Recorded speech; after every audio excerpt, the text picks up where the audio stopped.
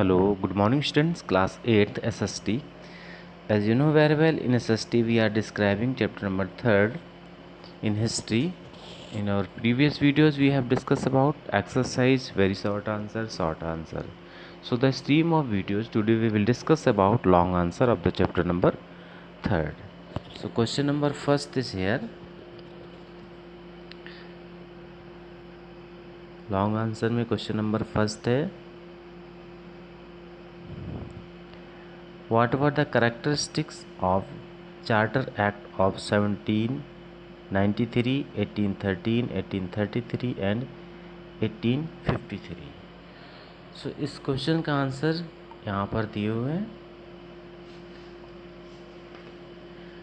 Charter act of 1793 का दिए हैं, करेक्टरिस्टिक्स दिए हैं। तो under the correct charter act of 1793 the company could retain its monopoly over the eastern trade of another 20 years. The Supreme Court was made powerful and company officials were forbidden to accept gift of any kind. ये 1793 का है।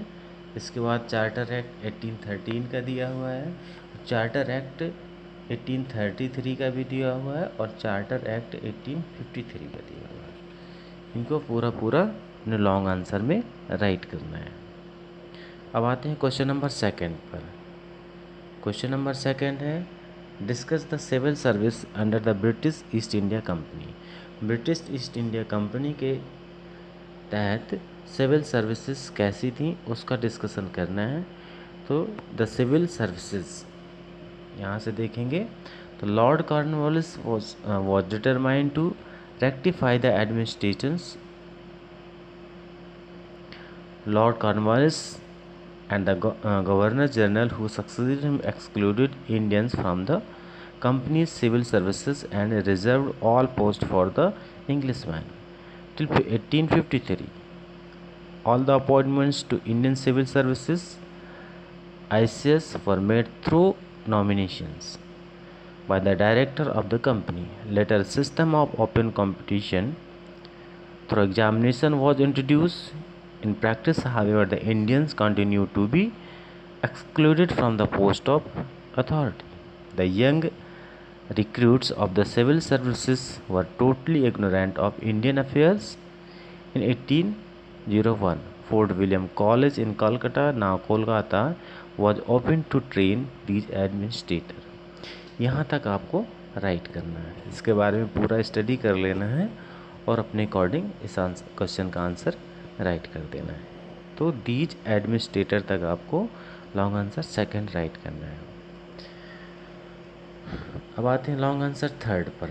Long answer third है, right a detail note on judicial system carried out in India under the British East India company. British East India company के तहत भारत में जो judicial system था यानी न्याय व्यवस्था थी वो किस तरीके थी उसके बारे में डिस्कस करना है।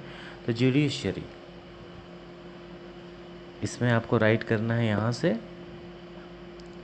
In the beginning of the justice system was based on the traditional system of the deciding the case on the basis of the religious practice and customs. Under the Regulating Act 1774, the Supreme Court was set up in the impose the English laws on the Indians. But in 1781, a law was implemented to amend this practice, and the previous British law were restricted to the British. फिर Lord Cornwallis organised a judicial system 1793 on British models. According to it, Europeans were appointed as judge, a qazi, a mufti, and learned Brahman were appointed to assist the judges who were not familiar with the Indian language and customs. Lord William Bentinck remained the Governor General of India from 1828 to 1835 and introduced further reform. यहाँ तक आपको long answer third का write करना है। So in this way your long answer third completed. Next videos we will discuss about chapter number 4।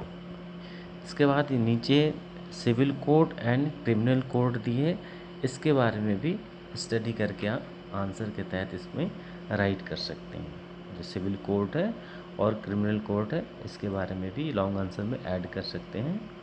Otherwise जितना ये बताया गया उतना तो आपको राइट करना ही करना है।